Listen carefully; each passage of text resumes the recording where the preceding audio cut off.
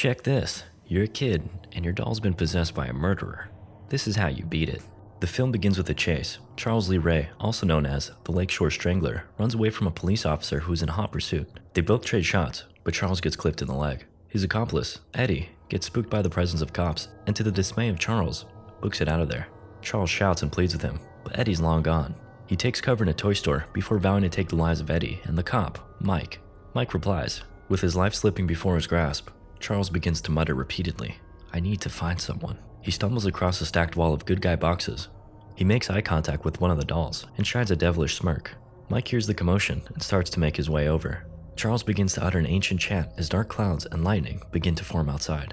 With the last of his strength, he powerfully utters the final lines of the incantation. Lightning strikes, sending Mike and the doll flying, along with blowing up the store. Stumbling through the wreckage, Mike locks eyes with the corpse of Charles Lee Ray. We cut to a boy, Andy, watching morning cartoons while he prepares himself some breakfast. Perfect for him. Oh, don't forget the sugar. Attaboy. He takes notice of a Good Guys commercial and becomes enamored by the doll. Andy puts the meal on the tray and starts walking off, making a mess along the way. He enters his mother's room and announces that he's prepared her breakfast in bed. Though poorly executed, she appreciates the gesture and wishes her lovely boy a happy birthday. They walk to the living room and unbox his presents, starting with the big one. Oh, Andy is naturally let down, having expected a Good Guy doll. Though, he at least gets the Good Guy toolbox. His mother apologizes, explaining that she wasn't able to save up in time. Later at work, Andy's mom, Karen, is informed by her coworker, Maggie, that a panhandler is selling one of the Good Guy dolls just outside the store. Karen hurriedly strikes a deal with the man, snagging the doll for cheap. Though, Maggie is a little wary. How do we know the damn thing isn't stolen, huh? Steal this! They return to work, but are reprimanded by their stick-in-the-butt boss. He tells Karen they're short-staffed and need her tonight. She mentions it's her son's birthday, but the boss man is all business, threatening to fire her. He gives her the go-ahead to pick him up from school, but she's got to return right after. Maggie offers to take care of Andy for the night. Be the hottest date I've had in months. Karen returns home with Andy and reveals that what she's carrying isn't groceries. Color me surprised. He tears open the packaging to reveal his very own Good Guy doll. I'm Chucky, and I'm your friend to the end. Later at night, Maggie looks after Andy as he plays with Chucky and his new tool set. Chucky whispers into Andy's ear, though we neither see nor hear him speak. Andy tells Maggie that Chucky wants to watch the 9 o'clock news. She laughs it off and gets Andy ready for bed. She returns to the kitchen, but is startled when the TV suddenly turns on. She peers into the living room and sees none other than Chucky. She angrily snatches Chucky and confronts Andy. He's got no idea what she's talking about, but she isn't buying that. She tucks the parent to bed and leaves. Sometime later, we see Maggie enjoying a late-night reading sesh. Meanwhile, Chucky makes his move, running past Maggie, who's quickly alarmed. She shrugs it off, but is once again perturbed by the sound of a moving chair. She gets up to investigate and finds that the front door has been locked and blockaded by a chair. Something falls in the kitchen, and she heads in. Oh, it's just Karen checking in. Maggie proceeds to clean up the mess, but once again, hears something. She pinpoints the sound, then quickly lifts up a pot, but nothing's there. I'm scaring myself half to death. Without warning, Chucky strikes her with a hammer and she stumbles out the window, falling to her death. Karen returns to find the police outside the building. She storms in, searching for Andy. Fortunately, he's safe. The cop, the one from earlier, Mike, pulls her aside and tells her that Maggie is dead. Shock settles in as they walk to the scene of the crime. Small child-sized footprints were left on the kitchen counter. Andy runs up with Chucky, stating that he wanted to know what's going on. Mike asks to see Andy's shoes. They're Good Guy sneakers, and they match the prints on the counter. Karen demands the men leave, and Andy returns to his room. He speaks to Chucky about the incident before noticing flour on Chucky's shoes. Andy runs out of his room and tells Mike it was Chucky, though he's not convinced. As he leaves, he tells his partner Jack to have the potential murder weapon, a toy hammer, analyzed, to which he thinks he's joking. Karen confronts Andy about Chucky in his room.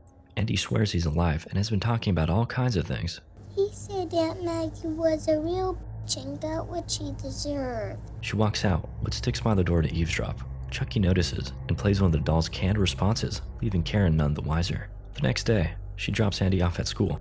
Shortly after, and per Chucky's request, he sneaks out and gets on a bus. They step out, and Chucky takes him to an abandoned house.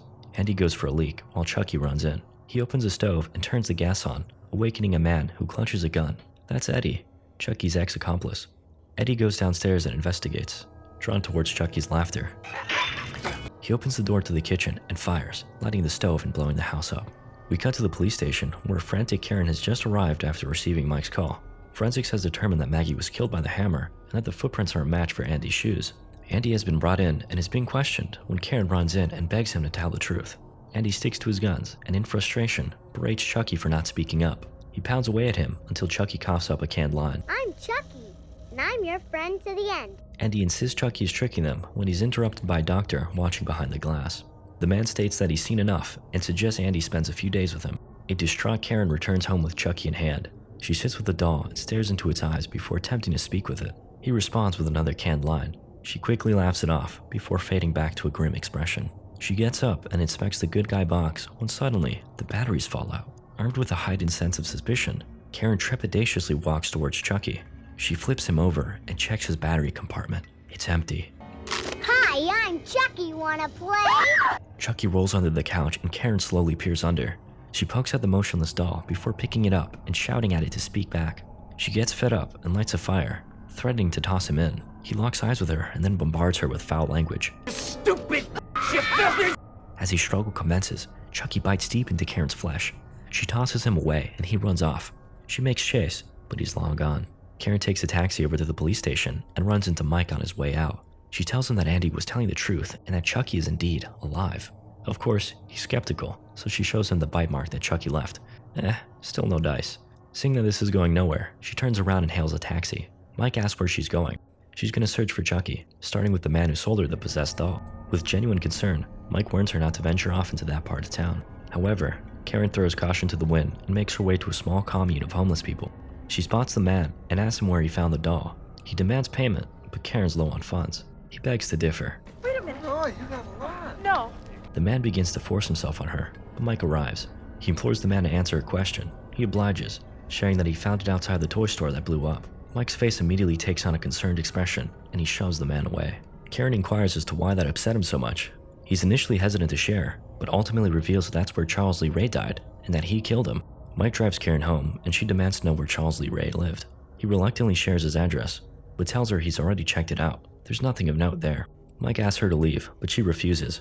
He gets out of the car and makes her. Despair overcomes her as she begs him to look into things.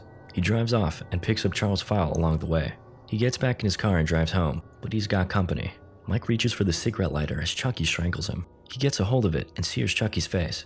He recoils in pain, but quickly begins stabbing Mike's seat with a knife. By the skin of his teeth, Mike narrowly avoids the strikes. Oh, come on, not the family jewels. Mike crashes the car, and Chucky formally introduces himself. Hi, Mikey! Well, that's one way to do it. He circles around the car, teasing him. Chucky sneakily retrieves the knife and lunges at him. Mike blasts him away, then breathes a sigh of relief. Meanwhile, Karen has made her way over to Chucky's home. The walls are adorned with strange imagery and even a sentence thanking the mighty Damballa for life after death. Suddenly, a dark figure looms behind her, but it's just Mike. For whatever reason, he doesn't share his encounter with Chucky, though he does share that he looked into Chucky's file and found out that he spent a lot of time with this man, John. Yeah, that one. We cut to John in his apartment where he's spooked by Chucky, who slithered in through the window. Though he was initially skeptical, Chucky finally believes in all this voodoo stuff. However, there's one problem. He got shot, and not only did it hurt like hell, he bled. John explains that the more time he spends in this body, the more human it becomes. Chucky furiously demands a solution, but John declines, regarding him as an evil abomination. He runs off to call the cops, but Chucky unveils a voodoo doll. He mercilessly begins snapping John's limbs, one by one. A newly motivated John shares that the only way to escape that doll body is to transfer his soul to the first person he revealed his true identity to.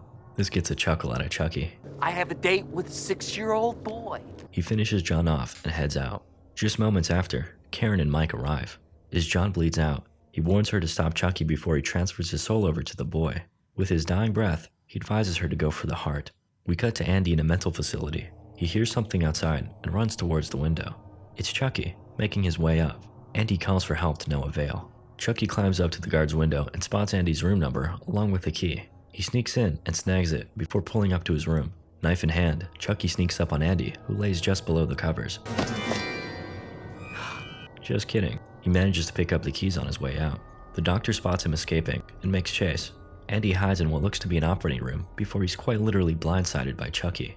Andy arms himself with a scalpel, but the doctor finds and restrains him. He sits him down on the table and tries to sedate him, but Andy fights back, warning him of the danger that looms just below. Chucky picks up the scalpel and stabs the man's leg. He collapses in agony before Chucky places an electrical shock helmet on him and cranks it up to 11. The man is cooked alive and zapped to death. Not long after, Karen and Mike arrive to the scene of the crime. Both Andy and Chucky are gone, but Karen knows just where he went. Back at home, Andy barricades and arms himself. Meanwhile, Chucky rides up the elevator with a sweet old couple. Ugly doll. Fuck you. He enters the home and charges Andy, who misses a mighty swing of his bat. A small chase ensues before Chucky knocks Andy out. He begins his incantation while Karen and Mike rush to stop him. Dark clouds and lightning once again form as the spell nears its completion. With just moments to spare, Karen and Mike barge in and yeet Chucky across the room. Not the best idea. He runs up on Mike, slashing his leg before running off. Mike arms Karen with a spare gun and heads off to confront Chucky. While Mike peeks under a bed, Chucky charges him with a booming blow to the stomach before delivering a knockout. As he prepares to finish him off, Karen comes in clutch, blasting Chucky away with a shot to the leg. Though, her gun jams. A scuffle ensues, leading the pair to the living room. Karen manages to trap him in the fireplace, but struggles to get a fire lit. She calls for Andy's help, but he's frozen in place. He finally musters up the courage and lights a match. Chucky takes on a friendly demeanor and begs for his life. "We're friends till the end," he says. Andy delivers a sick one-liner and sets him ablaze. This is the end, friend. Chucky screams in agony as he's burned alive. He dies, and the pair head back to Mike, who's in grave condition.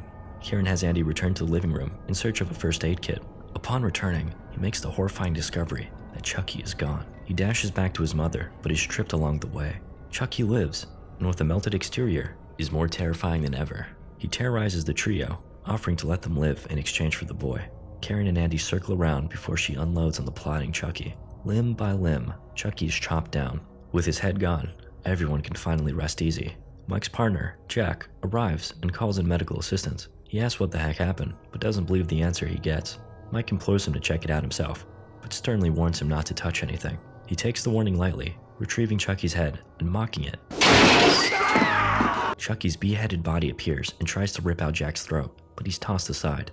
Mike readies his gun, and Karen tells him to go for the heart. He obliges. Hey guys, thanks for watching. I made a Discord to celebrate hitting 1,000 subscribers. You should join.